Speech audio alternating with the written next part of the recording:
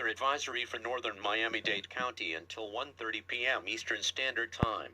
At 12:37 p.m. Eastern Standard Time, National Weather Service meteorologists were tracking a strong thunderstorm over Kendall Lakes, or near Kendall, moving north at 15 miles per hour. Small hail, funnel clouds and winds in excess of 45 miles per hour possible with this storm. Locations impacted include Miami, Hialeah, Coral Gables, South Miami, Kendall, the Redland, North Miami, Doral, Miami Lakes, Hialeah Gardens, Pinecrest, Opa-locka, Miami Springs, Sweetwater, Miami Shores, West Miami, El Portal, Medley, Westchester and Gladeview. Precautionary preparedness actions. Torrential rainfall is also occurring with this storm, and may lead to localized flooding. Do not drive your vehicle through flooded roadways.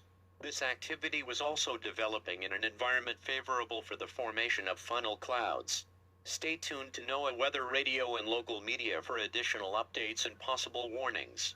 To report severe weather, contact your nearest law enforcement agency.